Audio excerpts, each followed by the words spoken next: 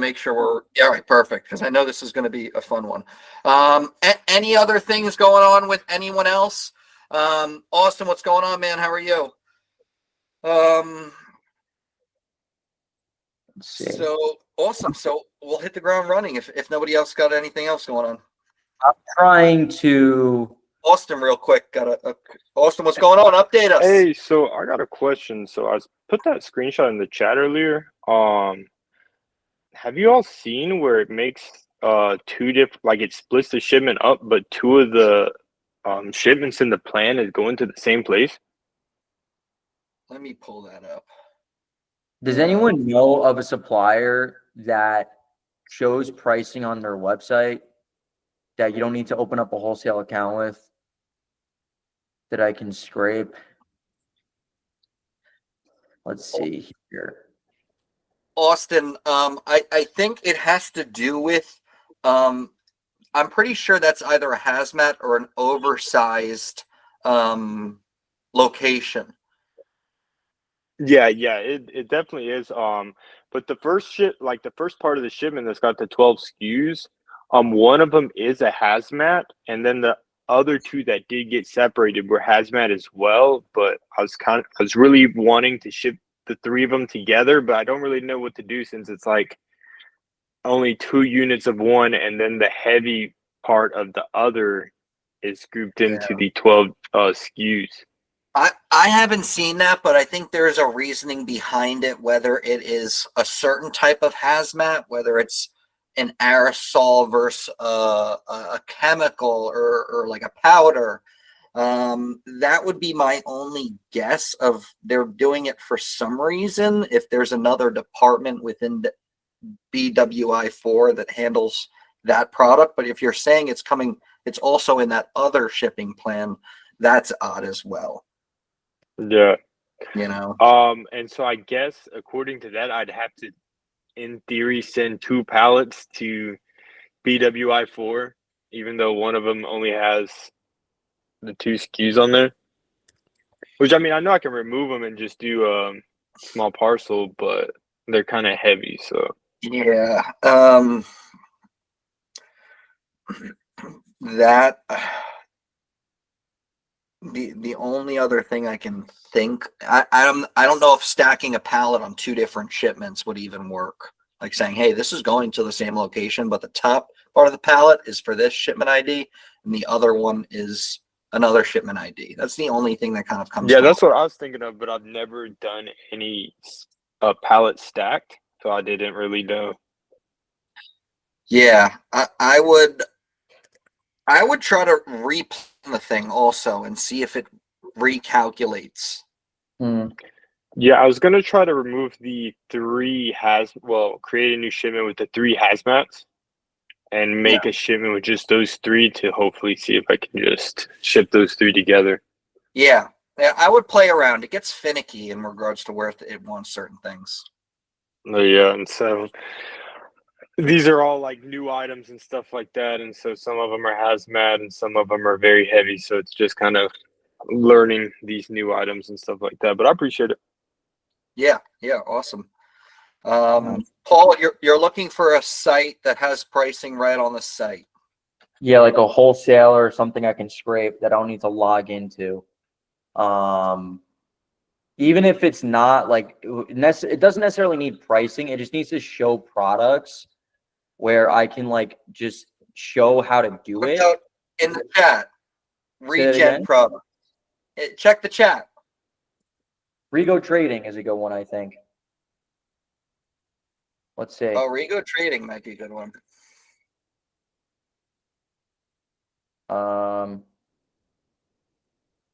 Rego Trading, Rego Wholesale. That's what it is.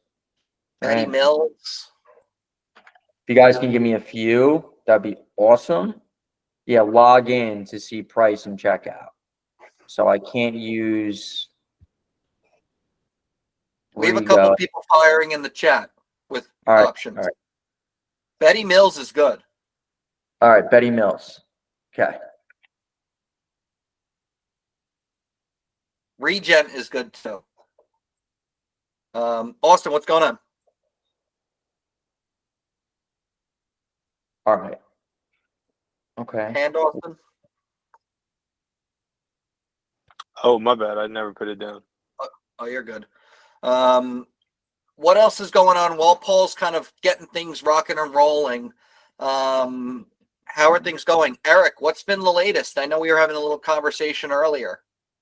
If you're available to chat, I don't know what your situation is.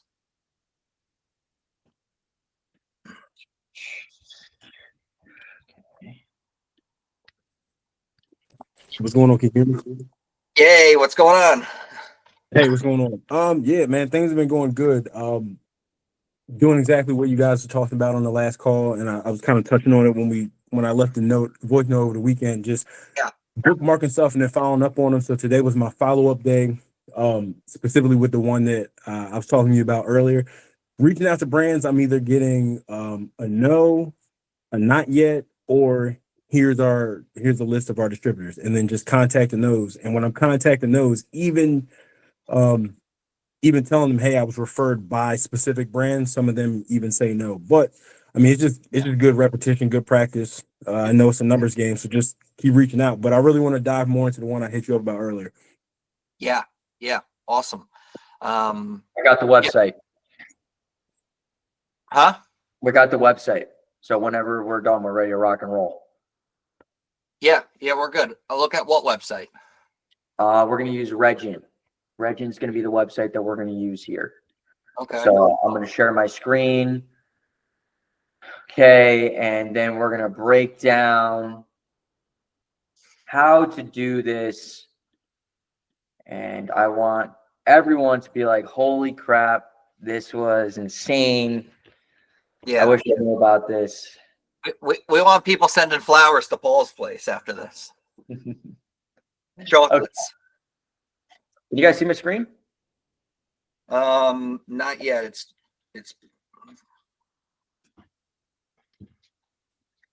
Conrad. What's up, man? Good to see you here. Can you guys see my screen? Black. It's pitch black. Okay. What's going on here?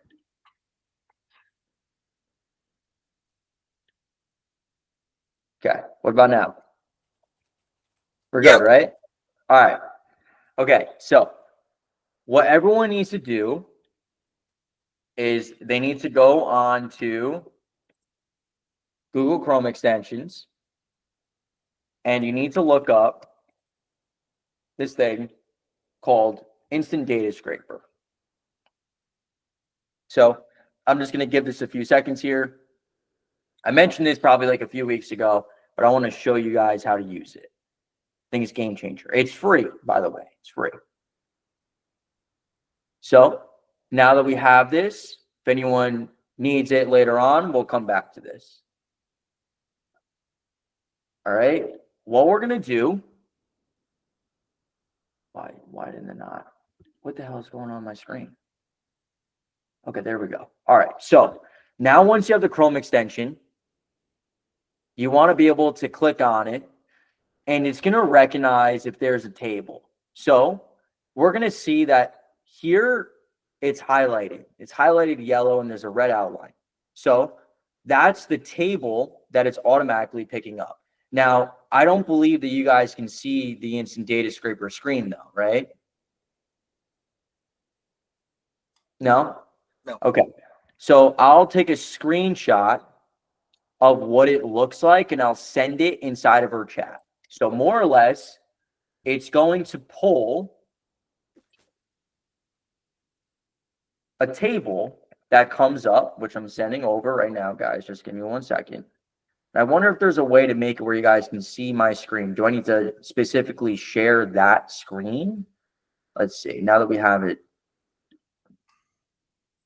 Window. Instant Data Scraper. Oh, here we go. Bada bing, bada boom.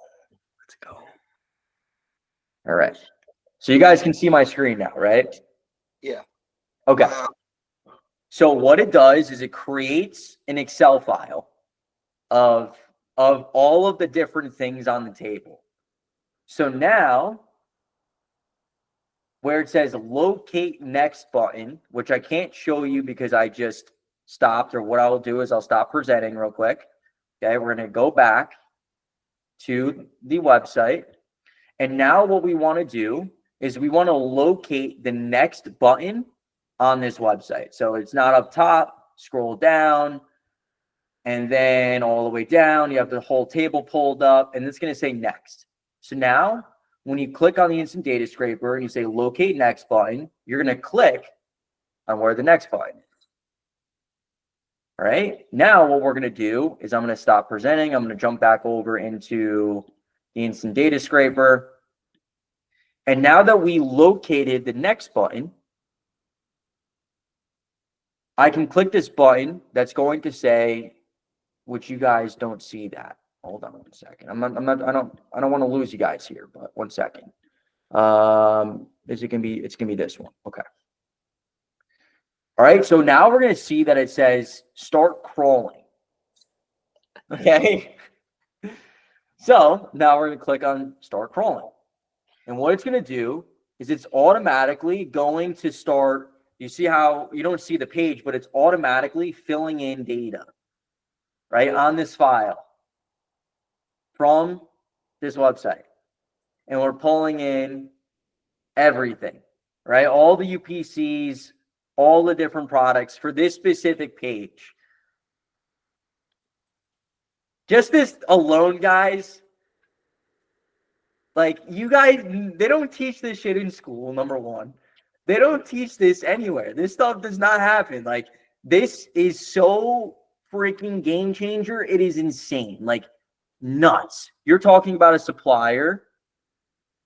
You're talking about a supplier that you would probably never spend the time sourcing through, that you hire a VA to go train someone to go do this, right? They go through the categories, they scrape the website, they throw it into scraper, and if you find profit products, then you order the products, and that's it. You know, you save tremendously so much time, and it's still scraping. And now we're going to have this Excel file. So now I'm going to hit download Excel file, and then we're going to go through. I'm going to stop presenting. And we're going to now import that Excel file. I love this stuff, guys. Because this stuff is what moves the needle. Actually, this is the stuff that makes a huge difference. It's such small details. But just like this, we're going to have an Excel file. Wow. Of just one page of this vendor. Boom.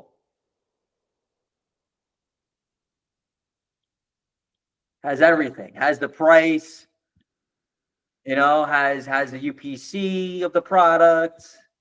And Paul, just for other people that might be confused, with the dashes in these UPCs, does third-party profit eliminate those dashes? Yeah, it does. Without any adjustment. Without any adjustment.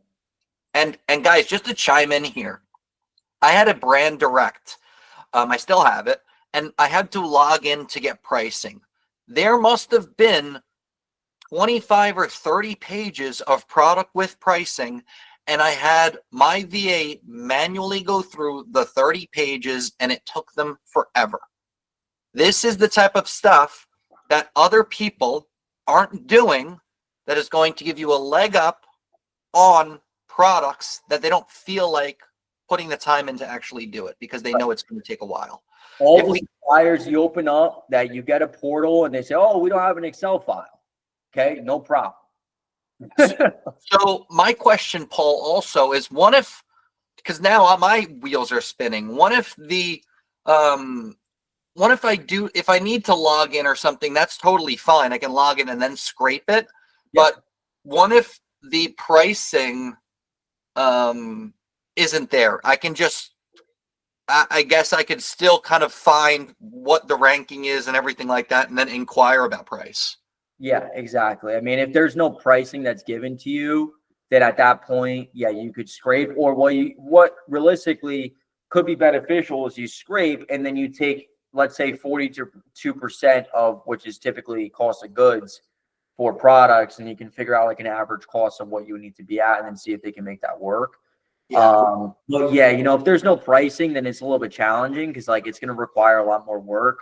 But for vendors that do display pricing, like, it's game changer. And then all you need to do, you would have to go through, right? So like a vendor like this, they have 1, 2, is this all of them? Is this all categories? Like, did we just scrape everything, or was that just one category? So that's something you want to consider. But at that point, then you would have to go through all these categories, right? So like if there's multiple different categories, there's 1, 2, let's just say 20 categories here. You'd have to do this 20 times, which I know is like tedious. It's annoying. I did it today or yesterday. It took me like, I don't know, an hour. But we were able to find a few $1,000s in profit from a vendor that we haven't bought from in a while that has decent products. Like, it's it's worth it. It was worth the time to do. And then even so, like, even if you scrape data like this and you don't ever buy from the supplier, when you put it into a software, you add it somewhere, you'll be able to now understand like what is considered bad pricing and how you can negotiate. Like instantly, if you can open up a new wholesale account and it carries the same UPC or product, and you can compare and contrast, even if you've never bought from this vendor before, provides you with a lot more clarity on whether or not the vendor is even worthwhile. So a question, the UPC has to be displayed next to the pricing. It doesn't need to be displayed next to the pricing, but it does need to be displayed on the front until I figure out a way to then make it so the scraper can go through and click on each product and then pull the data and then go back out. And then there's a way to do that stuff. Yeah. Yeah. Because I'm kind of going through a vendor that all the pricing's there, but I need to go in the listing to then hit view to then get the UPC, Yeah. But there's other accounts I have, like brand accounts, where this would work perfectly for. Well, this would be perfect for. Yeah. Tiago, what's going on? Hey guys, how's it going? I just have a question. I have actually a few accounts open with distributors that they have the pricing on their website. My question is, how easy is to negotiate pricing with them, knowing that the pricing, I haven't tried yet. Because they just told me, okay, this is the pricing, you have to order through the website.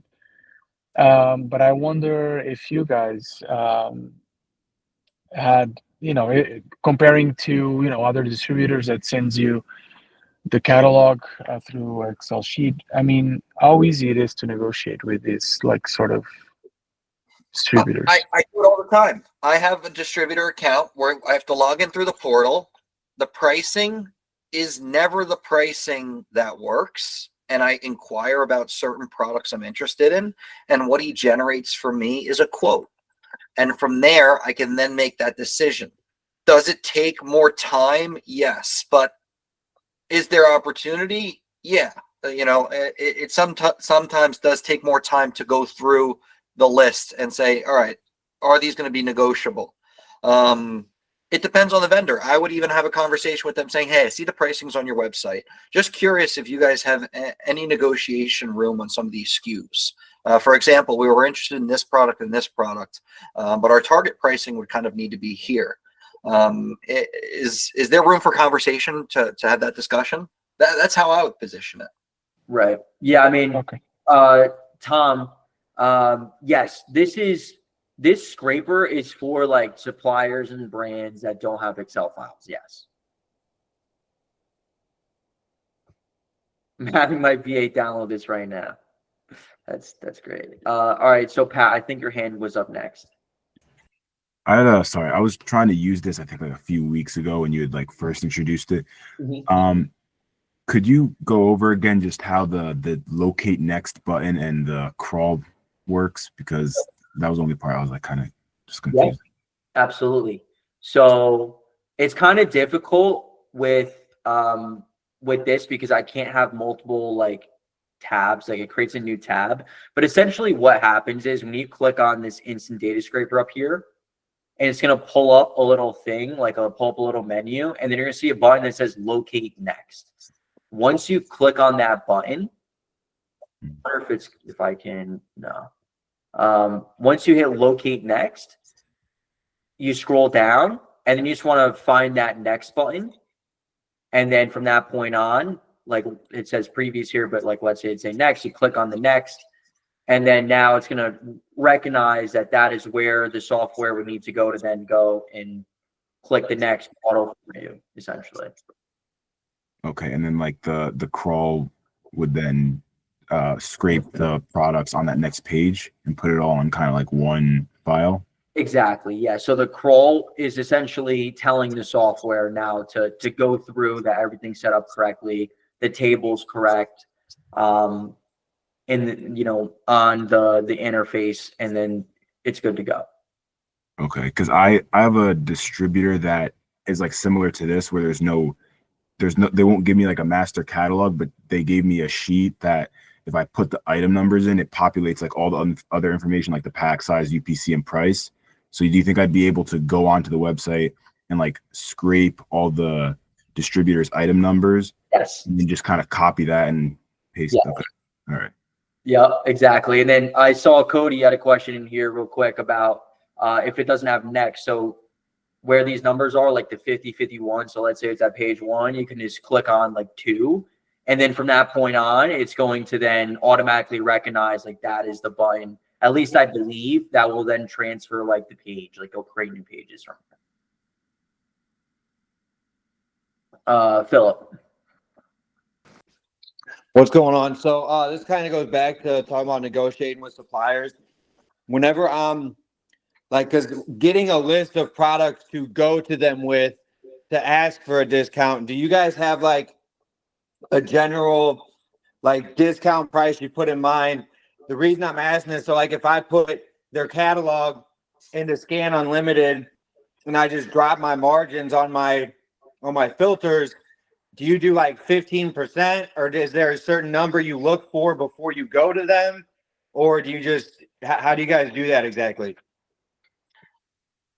For us, we're looking at, what that profit calculator, whether it's RevSeller or AZ Insight, like where we need to be at with pricing, and then calculate our percentage off. That's kind of, we come to all our suppliers with what we call a target price and a quantity we're looking to purchase. And all that data is strictly based off of our minimum gross margin we're willing to work on. Yeah. Yeah, I would say like the market will tell you when your pricing is like super off. Like if you're like negative, let's say 5-10% at the lowest consistent price, now we kind of have an idea that we're really far off from where we need to be. So if you can find products that are like traditionally, let's say 5% profit margin and higher, that is going to be where you'll be able to negotiate pricing on. And then on average, what I see from my suppliers, depending on the vendor, it could range from 1% to 10%, or there's other vendors that are even as high as like 30% off wholesale is what they call it, specifically KeHE. I'm just going to say KeHE. That is the only vendor that they like do like a large discount percentage. Every other supplier is like, my cost is $2. If you want a discount for 5%, and whatever it is. Cody had a good question. If there's no next button, could you click the next category? I don't know if that's possible. Like page 55. Is it possible to branch to another category and keep the file going? I don't believe so. Not that I know of. I'm still learning this stuff. So I've been kind of using like this instant data scraper, like testing it. And then my business partner, he was like, oh, like, we need to repurchase this one item. We buy this one product from this one supplier that we haven't touched since we were eBay, drop shipping stuff. And I was like, wait a second, like maybe I can scrape this website. And then I decided I could. And then I realized like, oh shit, I need to share this with everyone. So yeah. Huge. Yes, Del. So, I think I asked one of you guys like a while ago before I was even in the group if you should like stay away from distributors that have their pricing on the website. Mm-hmm. And you said one of you, I don't remember who I asked, but one of you guys said that I probably should because just like Yeah, so should I and not unless I it can like negotiate with them? it comes down to if they show it without needing to log in. So we have distributors where their pricing is on the site, but we had to send an application, get approved for it to get access. Oh, okay. Yeah. So I did a random search of like, all right, wow, the product pricing is right here. Like this regen, I'm seeing ASD. I'm saying not for me. But Yeah. other categories of, all right, you need to put the application in. We need to get you approved. Once you're approved, then we're going to get you into the portal. That's a different scenario. Okay. All right. Yeah. And I mean, like the only issue with suppliers showing pricing is at that point it's like a glorified like OA. Like the whole point of wholesale is to be able to build a barrier of like relationship with your business with the supplier that you have, and if everyone can just see like the pricing of the vendor, there's really no relationship there. So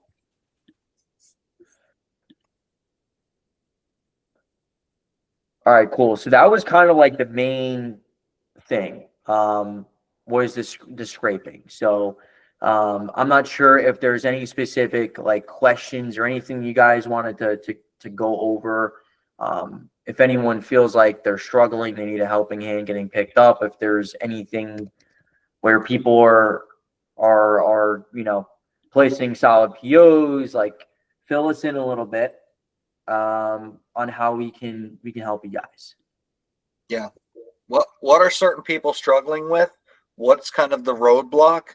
Mm-hmm. How do we resolve it? And how do we get it out? How do we nip it in the bud?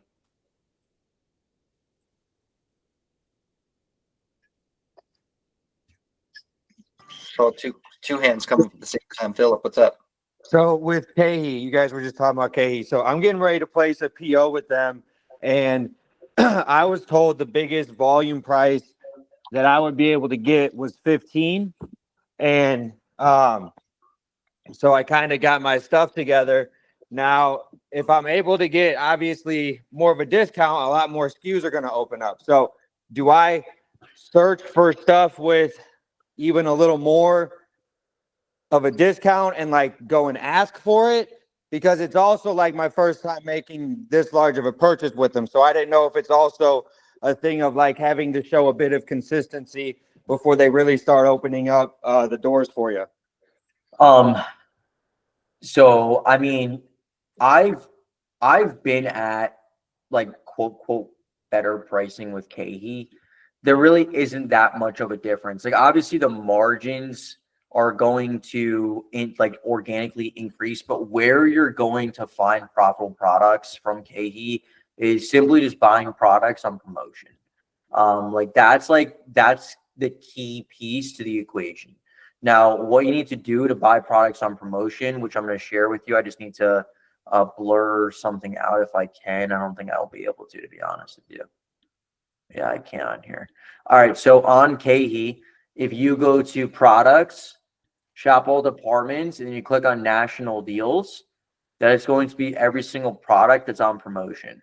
For anyone that has a Kahi account, this is the most important thing. Like if you're not buying on promotion, it's very, very challenging to find profitable products from Kahi because other people are buying on promotion and it's just better pricing. You can expect 5 to 15% better pricing when you buy a promotion. And another important thing to understand, yes, Del, that's kind of what I was touching base. Like new promo comes in every month. It should be your job or the job of the VA to go in there, download the new pricing or get the new price list from you if your rep sends it to you every month and re-import that into third-party profits so we can start scraping that promo product at the correct moment. We don't want to have promotional products in our third-party profits. If those promos are over, it's a waste of using the scraper. So we want to make sure, one, we get a new promo catalog for, let's say, April. We import it into the scraper. We delete the March catalog. So we're staying up to date with promotions and buying on promotions. In regards to further discounts, Philip, we have 15%. We make it work. We just placed an order for like $7,000. We're making it work. Guys that are seeing, I've talked with guys who have 20%. Some of them have been grandfathered in because they've been selling, or we've been working with KE for so long. Some are showing up to every trade show that KE, like twice a year, KE has a show. They're showing up to the show. They're having conversations. Like, in order to really get a bump from like 15 to even 16, 17, or 18, like it takes a lot of legwork to get there with KE. They're not just letting everyone in. Yeah. Tom had a question. What's up? Yeah, back to the distributors and like the suppliers. I've Googled, I did the chat, I did everything, and it's like I changed the wording around and whatnot, everything, but it all either brings back the same distributors over and over, or it just doesn't give me any like distributors. Now I heard of a site. I don't know if you have to pay for it or something. It's called Owler or something, Owler or some crap, where it might give you a better like direction of where you could find distributors. Have you guys ever heard of that site? Yep. Yeah, I post on it on my Instagram actually. Owler is a website that you'll be able to cross-check competitors to see more or less like just who their competitors are, right? So if you wanted to look up competitors of KE distributors on Owler, then it's going to show you a list of all the competitors or majority of competitors of KE. Gotcha. Is that something you have to sign up for, Paul? Do you know? I do believe you have to pay for it. I personally would say the better route to go before you pay for something like this is just use LinkedIn. Yeah. LinkedIn, you can just like search the distributor. So like if you want to look up KE, you could on LinkedIn, and then it's going to show you on the right hand side, like I guess like suggested businesses that are similar. You're going to see distributors and stuff that are going to pop up that are very, very similar to KE as well, just by using LinkedIn. So I sent it to the wrong Tom. Tom, I'm sending you to, I don't know if you got the chance to watch a video we did on the group in regards to different way to find distributors rather than just Google keyword research, in regards to more of like a reverse sourcing. real quick, you're also on third-party profits, right? Yeah. Okay, so something, I'm not sure if you're able to make the call earlier. I just want to mention this to you that will help you. On the software we implemented here, there's going to be a column that says reverse source. Can you guys see my screen or no? Yeah. Okay, so it's going to say reverse source supplier. So from this point, you can just click on whatever brand. So like real quick, if I just set some filters and then we go through and let's filter by the lowest profit and let's find a brand that's kind of weird. So like this Oreo, you can go through and then you can try to reverse source from here directly from the scraper as well. So you can try to find distributors for specific brands that you're seeing from other distributors that you already have access to. I got you. Okay. Yeah. All right. And yeah, Alex, I just got everything you sent over. So Okay. I want to take a look. And like for anyone that has maybe some advice for Tom that is kind of still kind of doing the keyword research, anyone else have like, yeah, Cody, Yeah, so I had a question. So how does the dangerous goods program work? because one of the products that I was sourcing the other day on the call with y'all, it's on the dangerous goods program, but Yeah. it's not really dangerous. Yeah, so it depends on what type of product it is. Something that might not seem dangerous might actually be dangerous. You need to apply to get into that program. Okay. But kind of the reason why I wanted to actually reach out to you is, Cody, what type of like advice would you have for Tom in regards to, he's been trying to get into the health and beauty household stuff, like you're having some success with where you're at.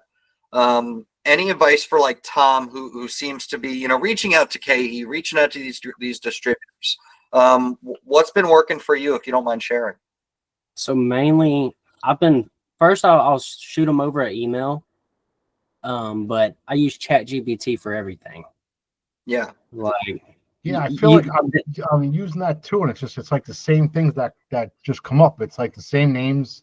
And I've tried different sentences, wording it all differently, but I don't know. It just seems like it's the same suppliers. Yeah. But kind of, I think where Cody's finding more success is he's actually finding a product and then finding the distributor. And then that distributor has other products that might work for Amazon. I got you. And I sent you 2 videos where we kind of cover that structure. Yeah. And I had a great call with Kyan, who's in here today, where we kind of covered that for like a good 45 minutes today. But Tom, let's get a call down. Let's sit on the just ping me in the Discord. Let's book a call. Let's get it ironed out. A different approach. All right. Yeah. another thing I was doing was, say I applied for a certain distributor. Well, a lot of times they were giving me references, not references, but they were asking what other distributors I was working with. And I was just taking a picture of if they have certain distributors listed and then going and following up with them. Yeah. Gotcha. Okay. All right. Cool. Thank you. I don't know who raised first. I'm gonna go with Seth. Seth, what's up? Yo, gang. Okay, so I got through to Kehi and I got approved prior to going on vacation. And so I took about a month off to be with the baby and mama. And I remember one of our coachings between you, me, and Paul, I had asked, should I just place an order with them to satisfy like my minimum order requirement? And one of you had told me like, I don't necessarily follow that, but the connection I made with the rep, like she's like emailed me a couple times asking me when I'm going to place my first order or if she should close my account. And so maybe in our coaching that we do, I don't know if I should just order minimum requirement just to kind of satisfy that relationship or not. Yeah, if she's pressing you saying we're going to close the account, like for you to scrape up a $1,500 order, there's products there. Cool.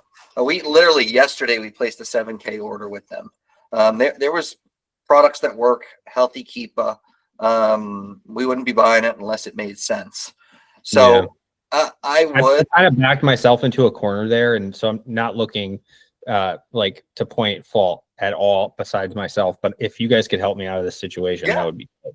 Yeah. Book a call with us, Seth, and let's reconnect. You've been super busy. Let's touch base again. Let's recircle back, and let's do it. Del, what's going on? Yo, so if we buy a product on promotion from Kehi and then it comes off promotion, will we still be able to buy it at that promotion price, or? It depends. It depends. Yo, Alex, shut up, bro. Paul came in hot. Because it depends. This is see, there's some sauce involved. The thing is with KE is that the way that it works, where promotion works, is that the suppliers have a specific window of time that they're not only selling the promotion, but they're buying the promotion, right? Like when they can physically buy inventory from the vendor, and there's a lead time involved with that. So they could get in products that technically they bought it on promotion, but they're selling it no longer at the promotion price because it came off the promotion. So something that you could ask your supplier if you're trying to go and repurchase it is say, hey, by any chance, you guys have any remaining inventory from promo? And you can get that price on promo while everyone else thinks that it's no longer on promo. I used to sell these electrolyte products for years, and I would buy them at like $7.71 or whatever the cost was, and they would never show up on promotion. And for a period of time, they were on promotion. I was continuing to buy them at this price. I had no idea why. And then I finally had a conversation similar to what we have coming up, Delk, with your sales rep. And that's when he introduced that to me. And that's when I realized that, okay, there's some more to this. So the more that you can communicate, like this business is more about communication more than anything else. If you can work with your sales rep and learn how their supply chain operates when they're getting in promos. And this is for any single supplier. Every single supplier has promos. When they get promos, when products go off promos, like how their system works, you can be dialed in on literally just buying promotions and always be buying profitable inventory. Yeah. Okay. All right. Like, thank you. You're welcome. Like for anyone in this room that has suppliers like open, like focus on promotions. Promotions are literally the easiest way. Like when you walk into a grocery store and you're looking at all the coupons in a grocery store, the supplier is giving the promotion to the retail store, and the retail store is passing it on to, the customers. Whenever you open up a door, instantly look at promos. That is the easiest way to start a relationship with a supplier because it's already discounted products you can buy without asking for better pricing. And now once you get your foot in the door, it's a lot easier to come back and now ask for better pricing because you've already done some business. Yeah. I have another question real quick, if it's okay. Yeah. Of course, man. So you know how KE, they like send their promotions out to like everybody, but if I have distributor accounts open that like they don't just blast their promotions out like that, should I just ask my rep if they have like a promotion catalog or like certain products that are on promotion right now? Yep. Okay. 100%. And another thing is promotions is another term for like early buys. There's early buys that occur. A friend of mine, he does a lot of winter gear. He does a lot of like kind of similar to like Oakley and stuff used for like snowboards. And there's a period within the year where they have an early buy. These are things you should be asking your reps about. Discounts on products are normal in this business. That is very normal. It's not like you're walking into CVS and you're picking up, a cough medicine and say, hey, can I get a discount on this? Wholesale and discounts are a very normal thing, and they expect it because they know if they can help you with sort of a discount, you might be able to buy more volume from them. So, Muriel. Yes, I went ahead and opened up an account with KE Direct Connect. Okay. But I think, because I wasn't ready to jump into the prep center just yet. But I think their product line is limited and the prices don't look that great. Is that true? So are you small parcel or full truckload FTL? Small parcel. Yeah, and that's the reason why a lot of people will find a prep center for KE, Okay. And then you can also have that conversation. I know Paul's done this before where he's had a great conversation with his rep. He asked if he can change the address to residential. These KE trucks have they have lift gates on the back of the trucks. There's no reason why they couldn't bring the product down. It all just comes down to having that conversation, but using the prep center to get KE open will definitely help. Right. Okay. Thank you. Yeah. Pat, what's going on? What would you say is like the mix from like promo in your guys' business to actual like just replenishable items? Or maybe even like with the promo, maybe I guess what you guys mean is like it's a way to get in the door and then eventually those items become replenishable. Always buy on promo. But Oh. not all of your inventory is promo. No. But promos are just, they're so like, they're just goated. Like there's nothing better than a promo. When a product goes on promo, there's inventory I buy that like every day I buy it for $30 and some promo I can buy for 18. Literally.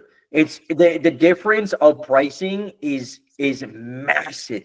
So it gives you the opportunity to stock up on a little bit of inventory where no one's going to be able to buy that product at the cost everyday price because they're not buying on promotion. So like a smaller portion of your catalog is going to be promotion, but if you do it the right way, it's going to be your most profitable part of your company because there's a finite amount of people that are taking advantage of it.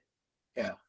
Okay, well, would you say it's like, just to kind of get like an idea, would you say it's like a smaller portion of your business? Like it's definitely, like you're saying, there's margin there definitely, but as far as just like the split goes, yeah, like what percentage would you say of your business is promos? I would say like 90% of our business is just replenishable products, and then they'll come back on promotion. Like let's say I'm selling like Poland Spring water bottle, and I'm buying it for $2 today, and then I'm gonna see that it comes on promotion.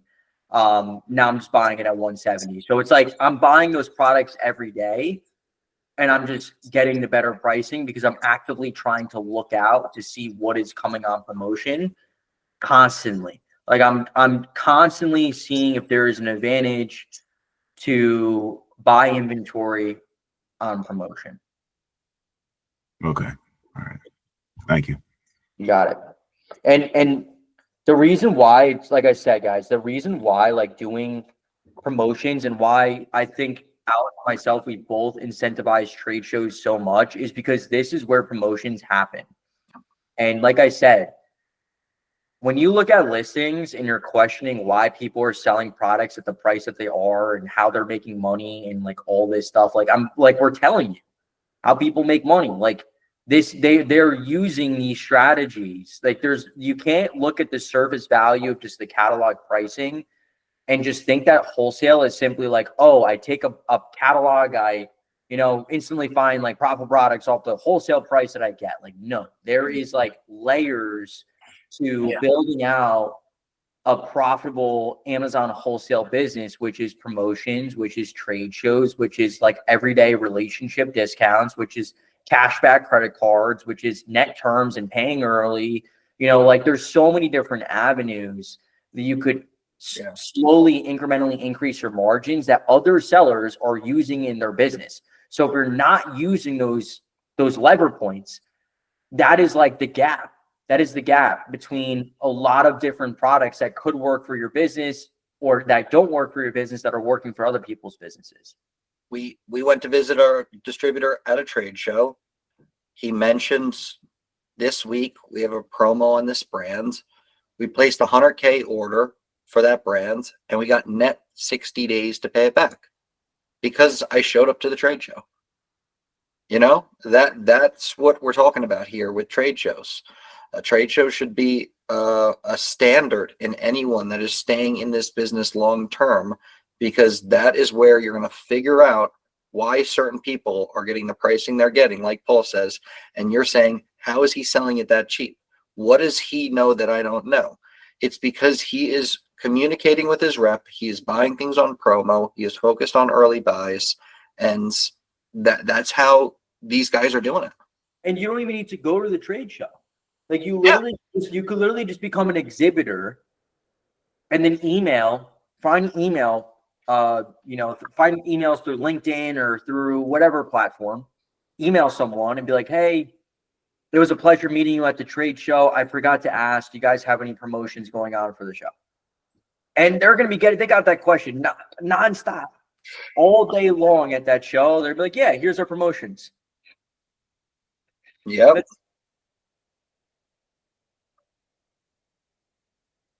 Cody, what's up? So I got a question. So if I have a distributor that doesn't show UPC codes at all on the website, what's your opinion about it? The website that doesn't show UPC codes at all. No, they want you to like build a purchase order, I guess, and then they send you over all the information about it. Like they don't show prices or anything. How do you know if you're buying the proper item if you don't have the UPC code? Because there might be slight variations that make it different. That's difficult.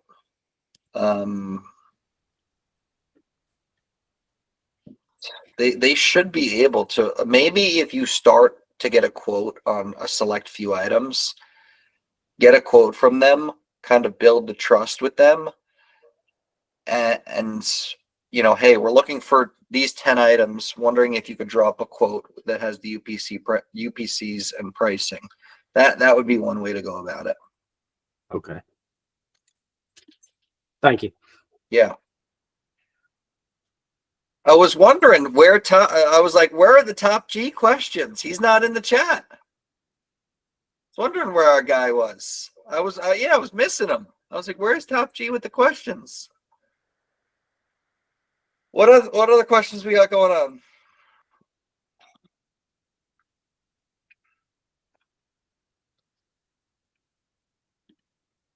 What else we got going on?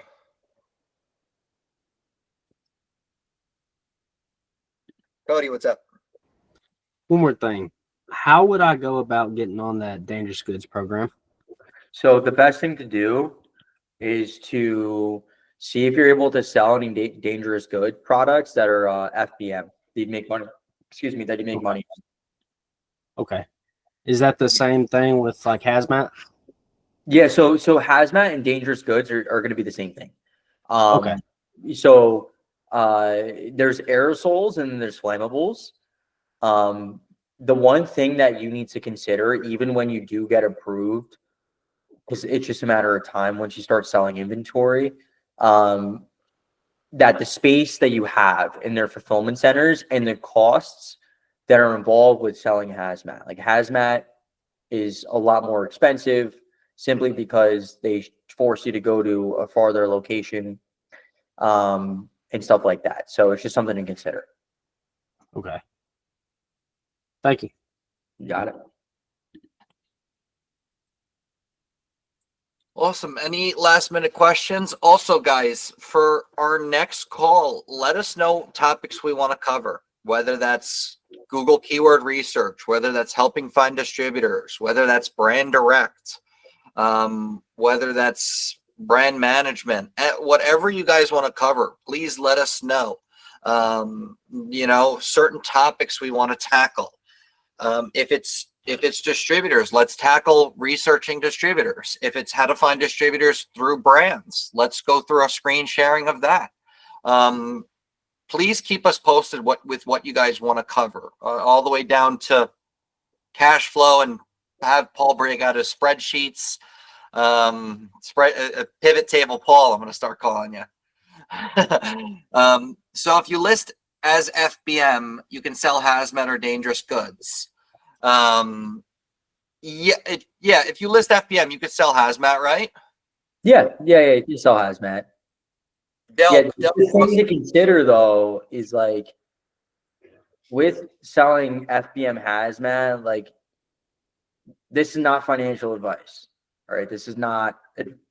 Take it with a grain of salt. Here's what I'm trying to say: is that you kind of need to find a way to like sell and ship those products like a little bit under the radar, because if you ship them through UPS, FedEx, through FBM, there could be some issues because they might be like, oh, this is hazmat, this can't go on a plane, right? Like there's like regulations involved.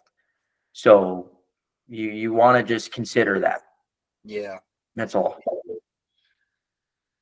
Alberto, what's going on? It's funny. It's funny that you say about hazmats on FBM, because I've been shipping for about like 5 months of product, like an aerosol spray, and I've been putting it in a bubble bag. Yep. And then in a box.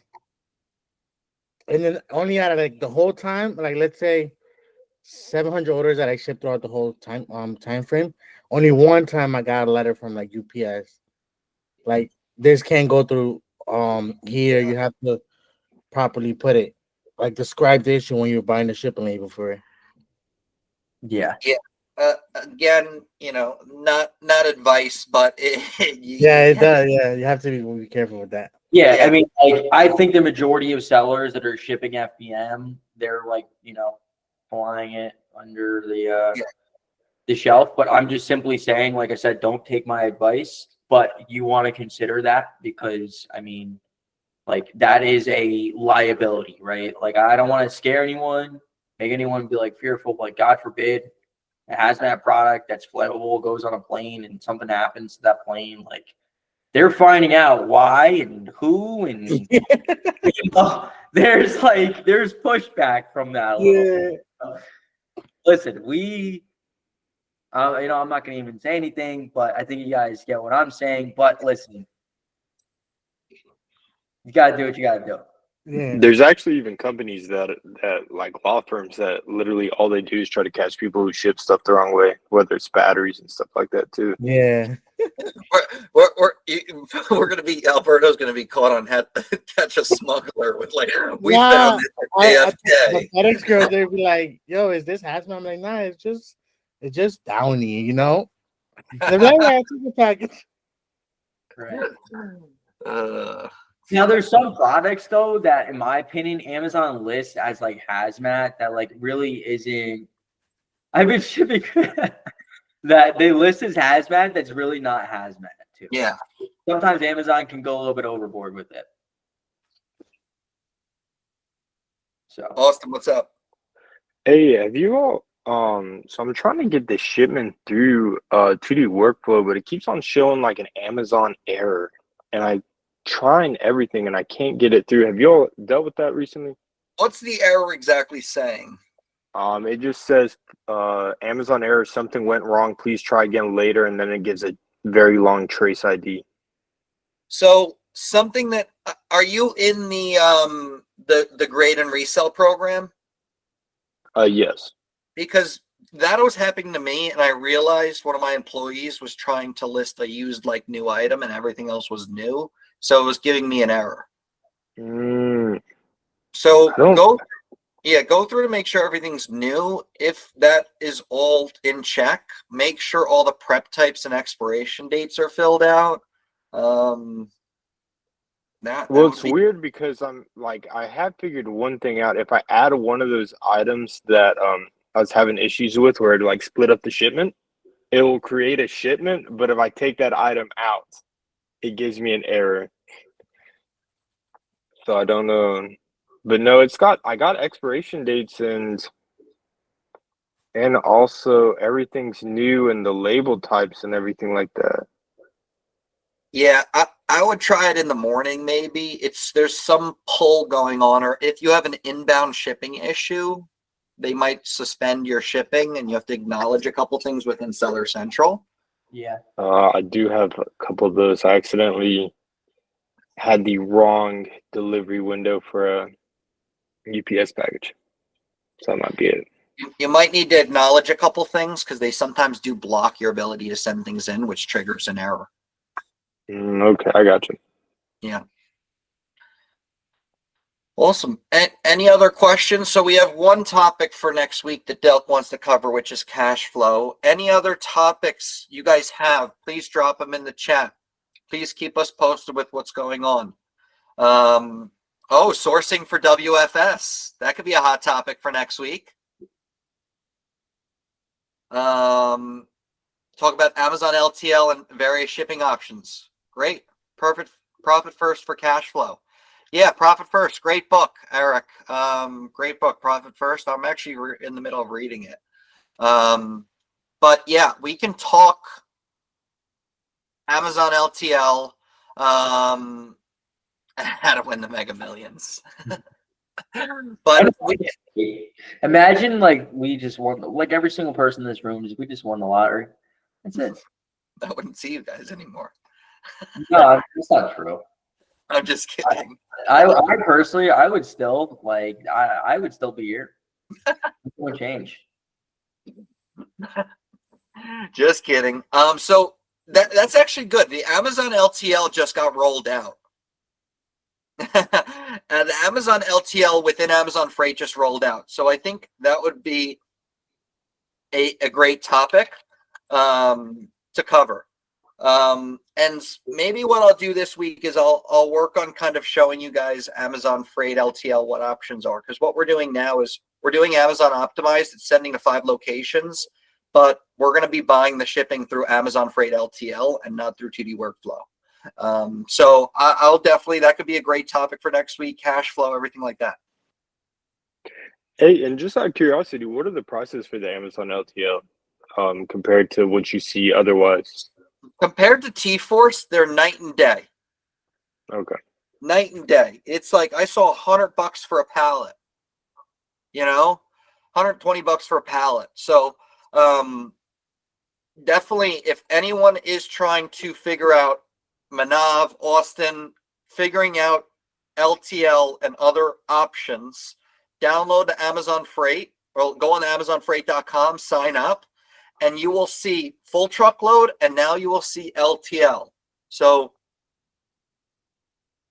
it isn't available in every area at the moment. Yeah, which is a pain. Is it like partnered carrier? Yes, it'd be partnered carrier, Carson.